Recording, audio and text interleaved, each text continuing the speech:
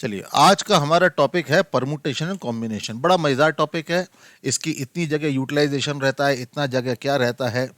जैसे अगर मैं आपको एग्जांपल दूं तो हम लोग जब अपने कॉलेज में थे तो हम लोगों के एक गेम होता है। ठीक है। चलिए, एक एक गेम हम मतलब गेम में क्या होता है कि उस गेम का नाम है बुल्स एंड काउस। ठीक है, उस गेम का नाम क्या है? Bulls and cows. इसको अभी सिंप्लीफाइड रखने के लिए हम लोग क्या करेंगे कि आपको अ, मैं एक नंबर सोचूंगा। ठीक है, I will think of A number. That number will be what? That number will be a 2 digit number, और आपको उस नंबर को गैस करना है। अब मान लीजिए अगर मैंने नंबर सोचा 75। ठीक है, if the number I have thought is 75, और आपने गैस करा लेट्स से 17। तो 17 में 7 नंबर मेरे नंबर में है, आपके नंबर में भी है, लेकिन 7 उस जगह पे नहीं है जिस जगह पे मैंने मेरे नंबर में है। तो a right number at wrong place is called as cow. ठीक है, उसे क्या कहेंगे? Cow. And right number at right place, मान लीजिए आपने बोला 78, तो 78 में 7 is the at same place where the 7 is in my number, तो that will be called as a bull. तो आप जो भी गैस करोगे उस गैस करने में हम लोग करेंगे क्या? उसको गैस करने में आप जब भी अपना गैस मुझे बताओगे तो मैं आपको बताऊंगा कि जो भी आपको गेम खिला रहा है वो आपको ये बताएगा कि कितने बुल और कितने काऊ। ये नहीं बताएगा कौन बुल है और कौन काऊ है। ठीक है, तो उसमें मेरा जो रेस्पॉन्स, जो भी आपका गेम प्लेयर है उसके रेस्पॉन्स के अकॉर्डिंग आपको अपना अगला गैस करना है, और ये तब तक चलेगा जब तक आप लोग सही नंबर गैस नहीं कर लेते हैं। ठीक है, तो एक बार ये गेम खेल के देखें। ठीक है, चलिए। तो इस प्रोसेस में मतलब जब आप ये करते हो, जब ये खेलते हो, तो आपका थॉट प्रोसेस चेंज होता है। थॉट प्रोसेस कैसे चेंज होता है कि हर इनपुट के साथ आपका जो पूरा सैम मतलब क्या कितने नंबर हो सकते थे? 90 नंबर हो सकते थे। उन 90 नंबर में से आपको एक इंफॉर्मेशन मिली, तो उसने से आपने क्या करा कि जो आपका बैंक था 90 क्वेश्चन का, उनमें से क्या क्या नहीं हो सकते आपने हटाने शुरू कर दिए। ठीक है, आपने उसमें से हटाए। अब और डाटा आया तो उससे और भी हटाए। ऐसे कर करके अब धीरे धीरे उस सैंपल स्पेस को छोटा करके आप एक ऐसे नंबर पे पहुंच रहे हैं जो इकलौता नंबर बचेगा। ठीक है, अब ये गेम जो आपको मैंने 2 डिजिट पे खेलने को बोला, ये गेम हम लोगों ने 5 डिजिट नंबर के लिए कंप्यूटर प्रोग्राम बनाया था, जिसमें बहुत सारे केसेस वगैरह सोचते थे, लेकिन again the main idea was this thing only. ठीक है, कि हम लोग किसी तरह सैंपल स्पेस को श्रिंक करना है, और सैंपल स्पेस को श्रिंक करके उस नंबर तक पहुंचना है। अगर जो भी इनपुट आएगा इसके पुराने केसेस को कलेक्ट करते हुए क्या क्या होगा, उसके हिसाब से ऐसे बनता था। तो अब समझिए कि यहाँ पे आप सब लोग क्या कर रहे थे? आप सब लोग काउंट कर रहे थे, लेकिन काउंट नहीं कर रहे थे, 1 2 3 करके काउंट नहीं कर रहे थे। आप वहाँ पे एक लॉजिक के अकॉर्डिंग वहाँ पे काउंट करके क्या होगा क्या नहीं होगा ये रख रहे थे। ठीक है, this is what is PNC is all about. Permutation combination एक बिल्कुल रियल लाइफ टॉपिक है, जो आपकी लाइफ में जगह जगह जहां जहां तहां आपको यूज होता है। कई बार आपको पता भी नहीं चलता कि हम यहाँ परमुटेशन कॉम्बिनेशन यूज कर रहे हैं, और बड़ा लॉजिकल है। ठीक है, बड़ा लॉजिकल है। थ्योरी 2 लाइन की थ्योरी है इसकी। बस उसी 2 लाइन की थ्योरी को घुमा फिरा के 25 तरह से पूछा जा सकता है। मतलब ये चीज ऐसी है कि आपको समझ में आ गया तो समझ में आ गया, और नहीं समझ में आया तो फिर जय श्री राम, ऐसा हो जाता है। ठीक है, तो देखिए, तो सारा क्वेश्चन में अब यहाँ पे है क्या? तो व्हाट इज परमुटेशन कॉम्बिनेशन। अगर कोई रैंडमली मुझसे पूछता है भाई परमुटेशन कॉम्बिनेशन क्या है, तो मैं उसको नॉर्मली क्या बोलता हूं? मैं उस केस में बोलता हूं कि permutation combination is nothing but it is the counting without counting. ठीक है, PNC is what? PNC is counting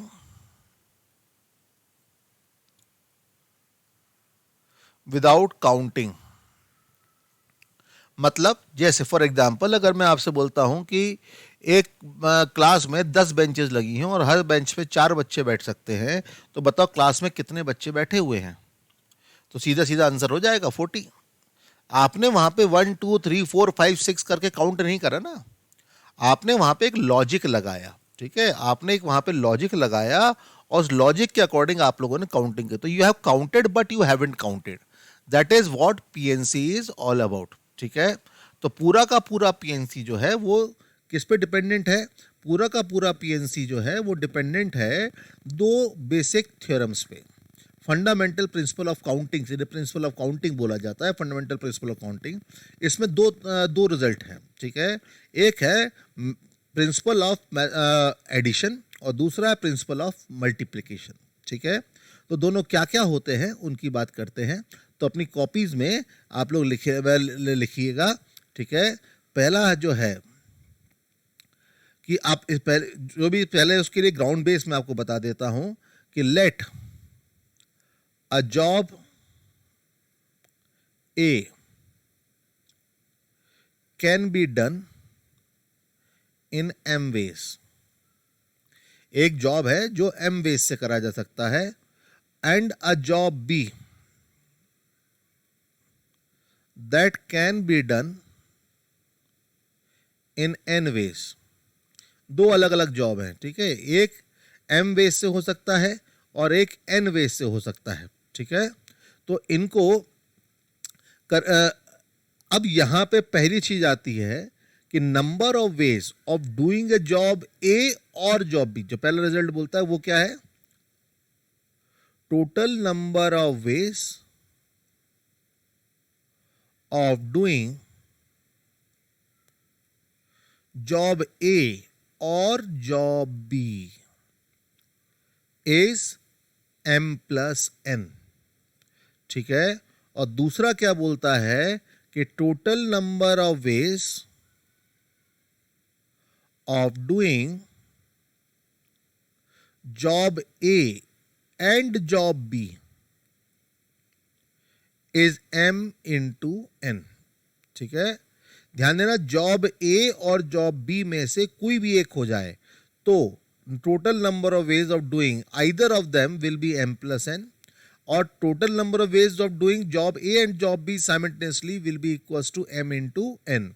ये दो बेसिक फंडामेंटल लॉज आते हैं। ठीक है, तो यहां पे जैसे अगर आप आगे चल के पढ़ेंगे फिजिक्स में लॉजिक गेट्स वगैरह, तो वहां पे एंड गेट आएगा, और गेट आएगा, तो वहां पे आप बहुत ज्यादा कोरिलेट कर पाओगे। तो देख रहे हो कि ये और जो है, और is the identifier of addition.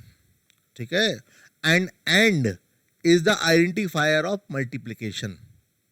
ठीक है, तो आपको जहां पे और है, मतलब आपको जब भी अपना लॉजिक जनरेट करोगे तो आपको यही सोचना है कि दिस और दिस एंड दिस। जैसे फॉर एग्जांपल मैं आपको ऐसे बोलता हूं कि लेट से कि मैं पुणे में बैठा हूं। ठीक है, मेरा काम है पुणे को छोड़ना।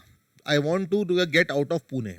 ठीक है, now what I have, there are 4 ways of leaving from Pune to Mumbai. There are 4 different ways of going to Mumbai from Pune, and there are 5 different ways of going from Pune to Goa.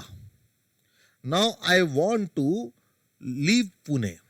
अब पुणे को छोड़ने के लिए मुझे क्या करना होगा? या तो मैं मुंबई चला जाऊं या गोवा चला जाऊं। ठीक है, तो मैं मुंबई जाऊं या गोवा जाऊं, दोनों केस में पुणे तो छूट जाएगा। तो मेरा जो काम है वो क्या है? अगर मैं उससे इंग्लिश में बोलना की कोशिश करूं कि I want to leave Pune, that means either I have to go to Goa और I have to go to Mumbai.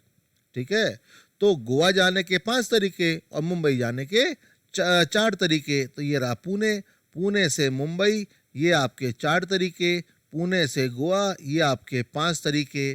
तो पुणे छोड़ number of ways of leaving Pune, ये आपके कितने हो जाएंगे? ये 9 हो जाएंगे। ठीक है, लेकिन यही मैं आपके बोलूं कि आपको मुंबई से पुणे होके गोवा जाना है। अब मुंबई से पुणे होके गोवा जाना है तो आपके पास कितने तरीके होंगे? तो आपको 2 काम करना पड़ेगा, मुंबई से पुणे जाना पड़ेगा, फिर पुणे से गोवा जाना पड़ेगा, और ये दोनों काम एक के बाद एक लगातार एक साथ करने पड़ेंगे। Now for every way of for reaching Mumbai to Pune, there is what 5 ways of reaching from Pune to Goa. हर एक रास्ते के 5, एक का 5, एक का 5। तो चारों रास्तों के लिए आगे की जर्नी ट्राई करने के लिए क्या हो जाता है कि आप यहाँ पे 5 रास्ते आ जाते हैं। तो total number of ways will be equals to what? For every one way there is 5. तो 5 + 5 + 5 + 5 that will give you 20. तो basically you are 4 into 5, that will give you 20 ways. समझ में आया? ओके, नाउ अब इसमें हम आगे बढ़ें और भी केसेस के बारे में बात करें, तो उसके लिए बड़ा ज़रूरी है कि हम लोगों को एक दो चीज़ें पता हों, ठीक है? उनमें सबसे पहली चीज़ जो आपको जाननी चाहिए, that is called as factorial notation. ठीक है, क्या कहते हैं उसे? Factorial notation. फैक्टोरियल नोटेशन का मतलब क्या होता है कि फैक्टोरियल इसे ऐसे लिखते हैं n फैक्टोरियल या फिर n फैक्टोरियल, ऐसे लिखा मिलेगा आपको। इसे रीड करते हैं n फैक्टोरियल। तो n factorial is nothing but it is the multiplication of first n natural numbers. ठीक है, तो 1 फैक्टोरियल क्या हो जाएगा? 1। 2 फैक्टोरियल क्या हो जाएगा? 1 इंटू 2। 3 फैक्टोरियल क्या हो जाएगा? 1 इंटू 2 इंटू 3। 4 फैक्टोरियल हो जाएगा आपका 1 इंटू 2 इंटू 3 इंटू 4। तो ये तो 1 आएगा, ये 2 आएगा, ये 6 आएगा, ये 24 आएगा। ठीक है, 5 factorial that is equals to 1 into 2 into 3 into 4 into 5, that will be equals to 120. 6 factorial is 1 into 2 into 3 into 4 into 5 into 6, that will be equals to 720. ठीक है, तो यहाँ पे ये फैक्टोरियल, मैथमेटिकली ये फैक्टोरियल नोटेशन बोला जाता है। ठीक है, तो यहाँ पे देखिएगा कि ये फैक्टोरियल नोटेशन में कुछ चीज़ों का ध्यान रखिएगा। सबसे पहली यहाँ पे एनामोली जो आता है दैट इज जीरो फैक्टोरियल। ठीक है, zero factorial is by definition is taken as 1, क्योंकि n फैक्टोरियल में n has to be a natural number. Zero is not a natural number but still zero factorial को हम लोग 1 लेते हैं क्योंकि कैलकुलेशंस में ये आता है। समझिए, मैथमेटिकल जो है वो मैथमेटिक्स जो है, अगर मैं मेनली आपको बताऊं तो mathematics is a secondary science. ठीक है, ये बिल्कुल मैं ओपनली मानता हूं, क्योंकि जब जहां जैसी ज़रूरत होती है वहां पे वैसी मैथ्स बनाई जाती है। तो यहाँ पे क्या देखा गया कि जब भी हमने जो थ्योरी आगे डेवलप करी है, उन थ्योरी के कैलकुलेशंस में हम लोगों को कई जगह पे जीरो फैक्टोरियल आ रहा था, और जीरो फैक्टोरियल को 1 लेने के बाद हमारा जो थ्योरेटिकल और प्रैक्टिकल रिजल्ट आ रहे थे वो मैच कर रहे थे। ठीक है, तो इस कारण से हम लोगों ने बाय डेफिनेशन जीरो फैक्टोरियल को क्या ले लिया? 1 ले लिया। ठीक है, तो अदरवाइज ये जीरो के अलावा सिर्फ नेचुरल नंबर्स के लिए डिफाइन होता है। ठीक है, नंबर 1 चीज ये। नंबर 2, ठीक है, तो 2 factorial is the only factorial which is prime.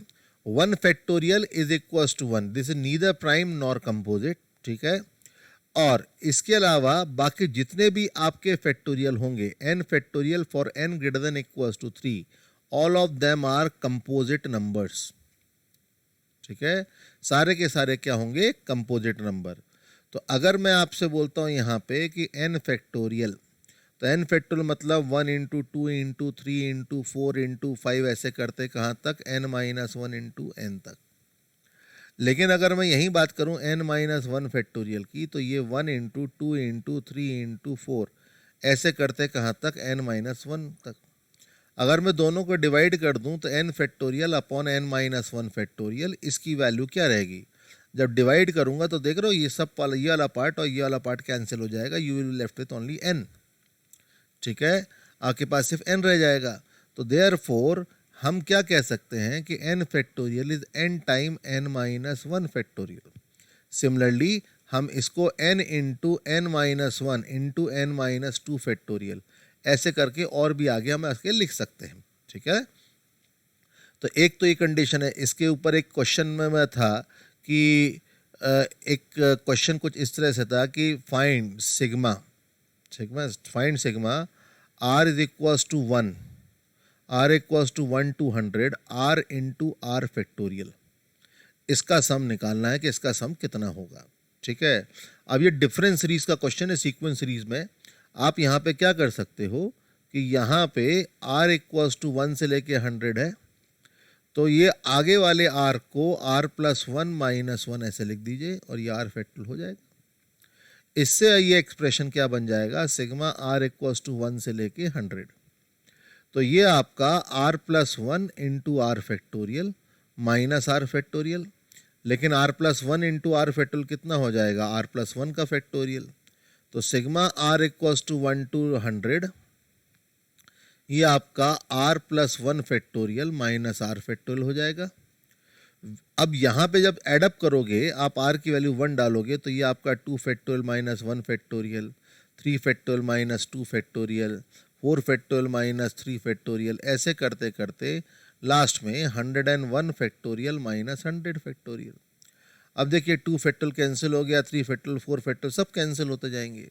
यहाँ पे लास्ट में सिर्फ ये बचेगा और ये बचेगा, तो the result will be 101 factorial minus 1 factorial.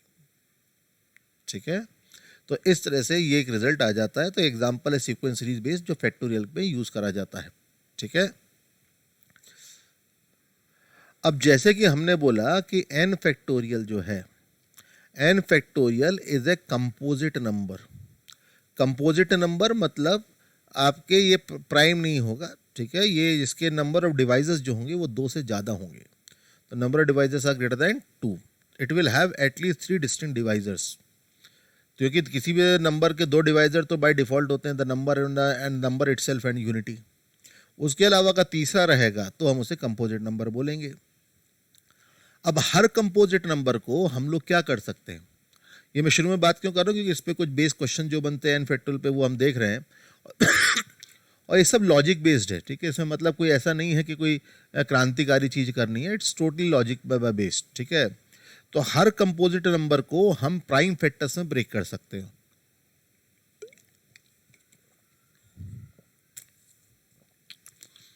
तो हर कंपोजिट नंबर को प्राइम फैक्टर्स में ब्रेक कर सकते हैं, मतलब क्या, I can write it as a product of what, I can write it as a product of prime numbers. ठीक है, जैसे मान लीजिए अगर मैं आपको बोलूं कि लेट से 20 एक कंपोजिट नंबर है, तो 20 को मैं क्या लिख सकता हूँ, 2 इंटू 2 इंटू 5 ऐसे लिख सकता हूँ।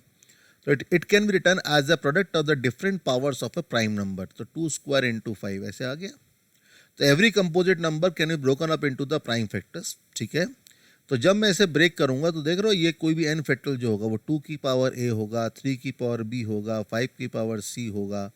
ऐसे करते करते लास्ट में जाके कोई प्राइम नंबर आ जाएगा p। ठीक है, कोई प्राइम नंबर p आ जाएगा और उसकी पावर कुछ आ जाएगी, लेकिन ये जो p होगा वो हमेशा n के बराबर या n से छोटा होगा। कोई भी प्राइम फैक्टर्स का n से बड़ा नहीं हो सकता। ठीक है, तो ये चीज़ हमेशा ध्यान रखना जाके कि वो जो भी प्राइम फैक्टर्स आएंगे वो n से, जैसे अगर मैं तो बोला 10 फैक्टोरियल, तो 10 फैक्टोरियल के अगर हम प्राइम फैक्टर्स करेंगे 10 फैक्टोरियल के, तो उसमें प्राइम नंबर जो आएंगे वो 2, 3, 5, 7 ही आएंगे, क्योंकि ये 10 या 10 से छोटे प्राइम नंबर्स यही हैं। अब इनकी पावर कुछ आएंगी, a, b, c और d, ये आएंगी ना। तो अब मेरा सारा काम ये है कि अब हमारा क्वेश्चन ये है कि हम जिस थ्योरी के बाद पीछे जा रहे हैं कि अगर मैं n फैक्टोरियल को इस फॉर्म में लिखता हूं कि 2 की पावर a, 3 की पावर b, 5 की पावर c, ऐसे करते हुए, तो ये ABC हम कैसे निकालें, how to find this ABC। ठीक है, हम इस ABC को कैसे निकालें। तो देखिए मैं चाहता हूं कि आप इसमें लॉजिक खुद पकड़ें। इसके लिए हम लोग क्या करते हैं, मैं एक नंबर लेता हूँ। ठीक है, छोटा सा नंबर लेता हूँ, तो लेट्स से 20 फैक्टोरियल। 20 फैक्टोरियल जो रहेगा उसमें 2 रहेगा, 3 रहेगा, 5 रहेगा। ठीक है, और कौन रहेगा, 7 रहेगा, 11 रहेगा, 13 रहेगा, और 17 आएगा और 19 आएगा। ये आपके प्राइम नंबर्स हैं जो इस प्रोडक्ट में आएंगे। अब इनकी पावर्स आएंगी, तो बताओ 20 फैक्टोरियल में 2 की पावर क्या होगी, ये कैसे निकालें।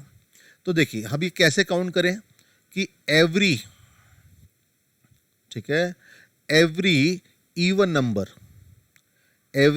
Number will give us a factor of 2। ठीक है, तो 1 से लेके 20 के बीच में कितने इवन नंबर्स होंगे, 10। तो सबके सब एक एक 2 तो कंट्रीब्यूट करेंगे ही करेंगे। ठीक है, एक एक 2 कंट्रीब्यूट करेंगे, तो कितने 2 आ गए, नंबर ऑफ 2s 10 तो यहां आई गए। अच्छा, लेकिन every multiple of 4, even number मतलब मल्टीपल ऑफ 2, तो हर टू का मल्टीपल एक एक टू तो दे ही देगा, लेकिन उन टू के मल्टीपल्स में कुछ फोर के मल्टीपल्स भी होंगे। अब फोर के मल्टीपल्स की क्या खास बात होती है, उनके पास कितने टू होते हैं, दो टू होते हैं, एक तो हमने ऊपर काउंट कर लिया, तो उनके पास कितने एक्स्ट्रा टू देने के लिए होंगे जी, हर एक फोर के मल्टीपल पास एक एक रहेगा एक्स्ट्रा, तो कितने फोर के मल्टीपल होंगे, 5। तो हर एक के सब यहाँ पे आपके पास 5 टू एक्स्ट्रा आ जाएंगे, ठीक है। अब 4 के बाद कुछ मल्टीपल्स आएंगे किसके, 8 के। अब 8 के मल्टीपल्स जो रहेंगे उनके पास एक एक टू एक्स्ट्रा और होगा, क्योंकि 8 खुद क्या है, 2 इंटू टू इंटू टू है। तो एक टू तो हमने 2 के साथ काउंट कर लिया, एक 4 के साथ काउंट कर लिया। अब 8 वाले जो हैं वो एक एक और दे सकते हैं। कितने 8 के मल्टीपल होंगे, 2 होंगे, तो 2 एक्स्ट्रा 2 और आ गए, ठीक है। अब इसी तरह से अगर हम देखें कि फिर इसका 16 के मल्टीपल, तो 16 के मल्टीपल के बाद एक एक्स्ट्रा और होगा। कितने 16 के मल्टीपल हैं, सिर्फ एक, तो इस कारण से एक एक्स्ट्रा और आ गया। अब इसके अलावा 16 के बाद अगला आता है 32, ठीक है। तो 32 में से 32 इसमें आना नहीं है, तो 16 पे हमें रुकना पड़ेगा। तो टोटल नंबर ऑफ टूज कितने, टू के फैक्टर कितनी बार मिलेंगे, 10 प्लस 5 15 प्लस 3 18, ठीक है, 18। अच्छा, लेकिन ये आंसर तो 18 आ गया, मतलब 20 फैक्टोरियल में 2 की पावर 18 होगी। अब ये हमें समझ में आ गया, लेकिन अब लॉजिक क्या है कि लॉजिक तो देखो कि हमने ये 10 कैसे काउंट करा, 20 divide by 2, every second number will be a even number. 5 कैसे आया, 20 डिवाइड बाय 4। 8 के कैसे आए, 20 डिवाइड बाय 8, ये क्या आएगा, देखो ये वैल्यू तो 10 आ गई थी, ये वैल्यू 5 आ गई, लेकिन ये इसका मतलब क्या कि यहाँ पे 8 1 जा 8 और 8 2 जा 16, ठीक है, तो 2 ही आ रहे, तो ये 2 पॉइंट समथिंग आएगा। तो 2 पॉइंट समथिंग का इंटीग्रल पार्ट मतलब क्या, कोई भी अगर कोई भी रियल नंबर x होता है तो उसके दो पार्ट होते हैं, एक पार्ट होता है उसका इंटीग्रल पार्ट और एक होता है उसका फ्रैक्शनल पार्ट। कई बुक्स में आपको ये i प्लस f लिखा हुआ मिलेगा। i means integral part, f means fractional part, ठीक है। ये i जो होता है, i का मतलब होता है ग्रेटेस्ट इंटीजर लेस देन और इक्वल टू एक्स, एक्स के बराबर या एक्स से छोटा जो सबसे बड़ा इंटीजर, जैसे 10.8 के बराबर या उससे छोटे इंटीजर कौन होंगे, 10 होगा, 9 होगा, 8 होगा, 7 होगा, उनमें सबसे बड़ा कौन है, 10 है, तो वो आपका 10 ग्रेट इंटीजर पार्ट हो जाएगा। और ये जो फ्रैक्शन होता है वो फ्रैक्शन हमेशा 0 से 1 होता है। तो अगर मैंने बोला 3.2 तो इसको मैं क्या लिख सकता हूँ, 3 प्लस 0.2, तो ये फ्रैक्शनल पार्ट हो गया और ये इंटीग्रल पार्ट हो गया, ठीक है।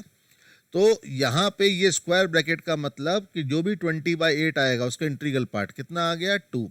16 के लिए देखो कितना कह रहा है, 20/16, और उसका इंटीग्रल पार्ट कितना हो गया, 1। तो अगर मैं जनरल फॉर्मूला निकालूं तो जनरल फॉर्मूला क्या निकाल सकता हूं, exponent of prime p in n factorial, ठीक है। n फैक्टोरियल में किसी भी प्राइम नंबर की पावर क्या होगी, तो उसका फॉर्मूला होगा n/p का इंटीग्रल पार्ट, उसका इंटीग्रल पार्ट निकाल लो, n/p² का इंटीग्रल पार्ट प्लस n/p³ का इंटीग्रल पार्ट, और ऐसे करते करते कहाँ तक, n/p की पावर k, ठीक है। अब ध्यान क्या रखना है कि p की power k has to be always less than equals to n। p की पावर k जो भी होगा वो n या n से छोटा होना चाहिए, और जैसे ही ये अब वो वैल्यू आपको निकालनी पड़ेगी। जैसे देखो 2 के लिए हमने कर ही लिया, अगर मुझे अब 3 का पावर निकालना है तो क्या करूँगा, 20 डिवाइड बाय 3 का इंटीग्रल पार्ट, 20 डिवाइड बाय 3 का स्क्वायर की जगह 9, p जो भी प्राइम नंबर होगा, ठीक है। ध्यान देना ये फॉर्मूला सिर्फ प्राइम के लिए है, ठीक है। तो ये हो गया, फिर इसके बाद 20 डिवाइड बाय अगला क्या आएगा, 9 के बाद अगला आ जाएगा 27 बड़ा हो गया ना, तो बस यहीं पर रुक जाना है हमें, ठीक है। इसके आगे कोई और में नहीं आएगा। तो 20 divide by 3 will be what, 6 point something integral part 6। 20 divide by 9 will be 2 point something, तो उसका इंटीग्रल पार्ट कितना, 3, ठीक है। तो ये 6 प्लस 3 कितना हो गया, 9। तो इसका मतलब इसका ये जो आएगा वो 2 आ जाएगा, तो दिस विल गिव यू 8, ठीक है। तो यहाँ पे इसका मतलब 3 की पावर क्या होगी, 8। बाकी अगर आप देखोगे इसी तरह से 5 की बात करोगे तो 5/3 15, तो ये 3 आ जाएगा, 7 का 2 आ जाएगा, 11 का 1, 13 का 1, 17 का 1, 19 का 1। इस तरह से सारे प्राइम नंबर्स की आप पावर निकाल सकते हैं, ठीक है। तो this formula is called as exponent of prime p in n factorial, ठीक है। प्राइम पी में एन फैक्टोरियल में प्राइम पी की जो हाईएस्ट पावर होगी वो क्या आएगी, वो आपको निकालने के लिए ये फॉर्मूला यूज करना है, ठीक है। And this square bracket means integral part,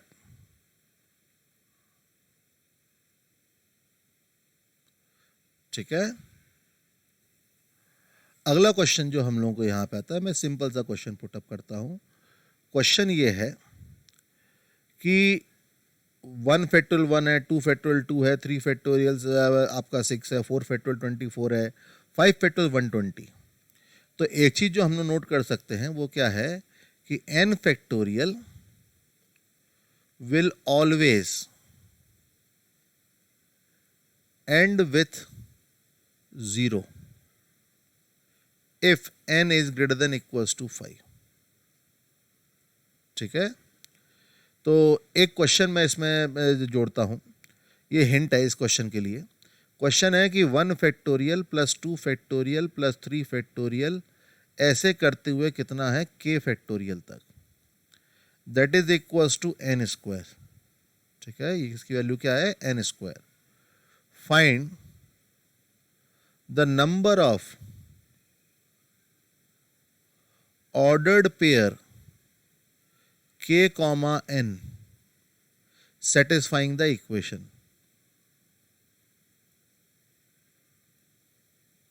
इस इक्वेशन को सेटिस्फाई करने वाले k और n की जितनी भी वैल्यूज रहेंगी उनके कितने ऑर्डर्ड पेयर बनेंगे। मतलब k की वैल्यू किसी एक की k की एक वैल्यू के लिए n की एक वैल्यू आई तो उनके कितने ऑर्डर्ड पेयर यहाँ पे हम लोग फॉर्म कर सकते हैं। ऑर्डर्ड पेयर के बारे में आप सब लोग जानते ही हैं। चलिए देखिए, मजेदार चीज बताता हूं।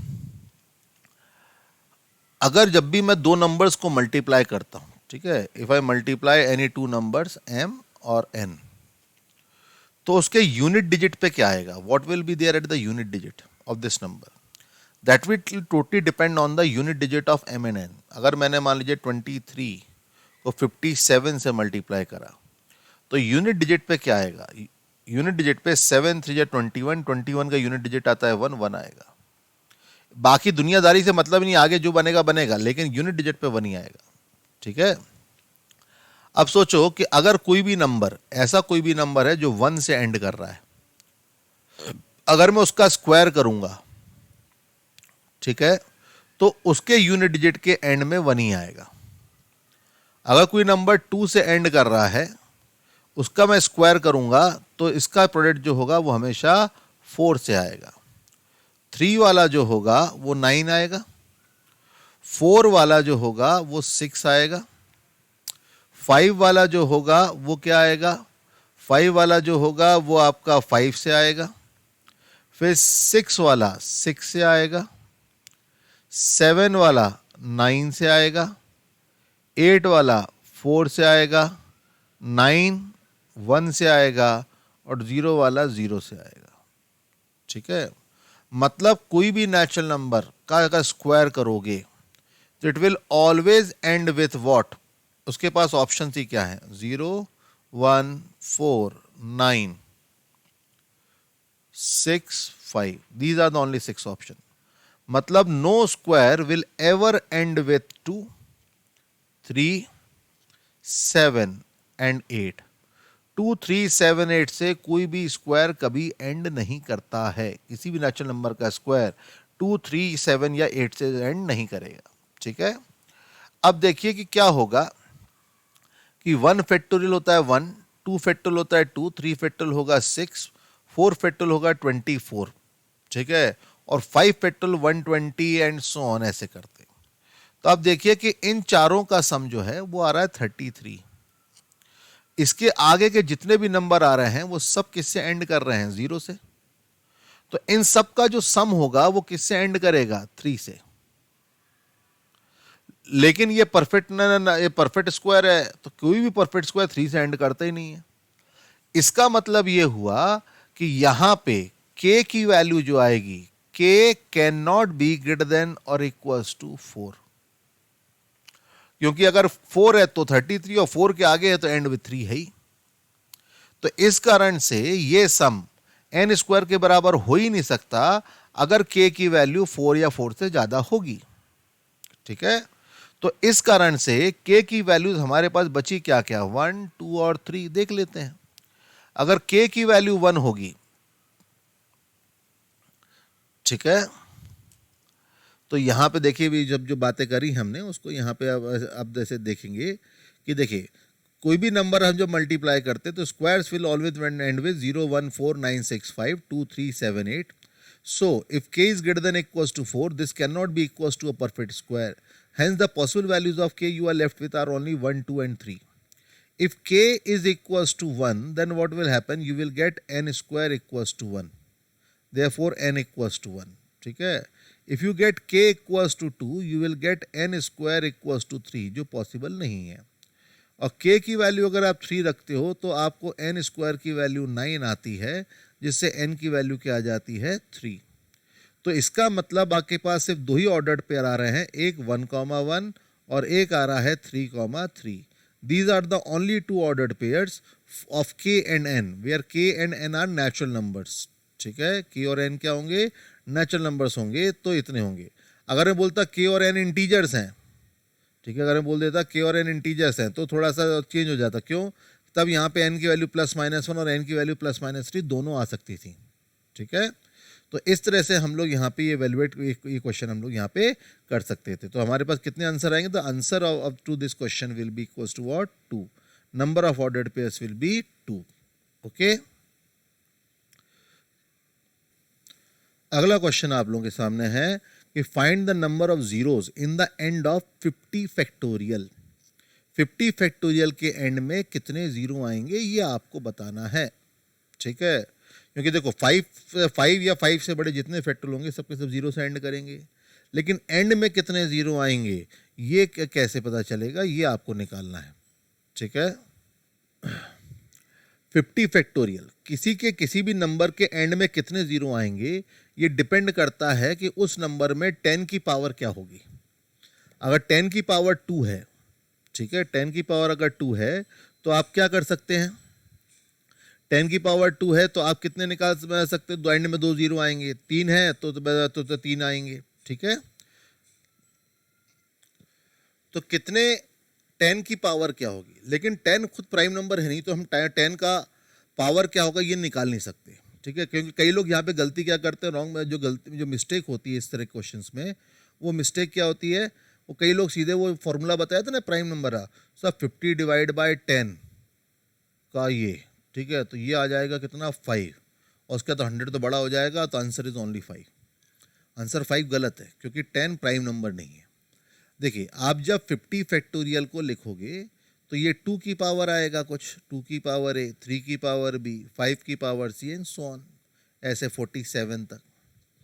तो लेकिन बाकी 5 तो सिर्फ यही 5 तो यही है, और 10 बनाने के लिए क्या 10 इज व्हाट 2 into 5। तो आप देखिएगा क्योंकि 2 छोटा नंबर है तो उसकी बहुतायत ज़्यादा रहेगी, the number of twos available will be more, so how many tens will be form that will be totally depend on what, on the 5। आपने केमिकल काइनेटिक्स में पढ़ा है ना कि rate of reaction depends on the slowest rate, तो यहाँ पे rate determining step कौन है, कितने 5 हैं, तो number of 5 in this, because for every 5 there will be 2। ठीक है, तो आप यहाँ पे क्या बोल सकते हो कि number of zeros in and will be equals to exponent of prime 5। Prime 5 का जो एक्सपोनेंट होगा उस पर डिपेंड करेगा। ठीक है, तो 5 का प्राइम का एक्सपोनेंट निकालना है तो कितना होगा 50 डिवाइड बाय 5 का GIF प्लस 50 डिवाइड बाय 25, ये हो जाएगा। अब अगला होगा 125, जो उससे बड़ा हो जाएगा तो बस इतने पे रुक जाओ, तो ये आ जाएगा 10 + 2 दैट विल गिव यू 12। इसका मतलब 5 की पावर अगर आप देखोगे तो यहाँ पे C की वैल्यू जो आएगी वो 12 आएगी, और यही अगर आप 2 की पावर देखोगे तो 50 डिवाइड बाय 2 देख लो यही 25 हो गया, 50 डिवाइड बाय 4 आएगा, 4 हो जाएगा तो कितना हो जाएगा 16 4 जा 48 आ जाएगा। ठीक है ना, तो ये आपका कितना हो जाएगा 12 4 जा 48, तो ये 12 हो जाएगा। फिर इसके बाद 50 डिवाइड बाय 8, ये आपका 6 आ जाएगा। 50 डिवाइड बाय 16, 16 ये 3 आ जाएगा। फिर 50 डिवाइड बाय 32, ये आपका कितना हो जाएगा, ये 1 आ जाएगा। उसका अगला वाला उससे ऊपर चला जाएगा, तो 25 प्लस 12 27, 37, 37 प्लस 10 ये 47, तो इसका हमारा 47, मतलब ये ए की वैल्यू जो आएगी वो 47 आएगी। तो ये 47 है, ये 12 है, तो देखिए कि यहाँ पे 5 ज़्यादा, 5 कम है, ए 2 ज़्यादा है, तो इस कारण से आपके कितने 10 बनेंगे, टोटली डिपेंड करेगा एक्सपोनेंट ऑफ प्राइम 5। तो यहाँ पे कितने 5 पावर आ रहा है 12, तो इस कारण से number of zeros in the end of 50 factorial will be equals to what 12। ठीक है, तो नेक्स्ट लेक्चर में हम लोग इसमें और भी आगे बात करेंगे। ठीक है, तब तक इसे आप लोग प्रैक्टिस करें, इसे देख के आए। हम लोग कोई डाउट्स हो तो नेक्स्ट सेशन के लिए बचा के रखें, हम लोग कल फिर बात करेंगे।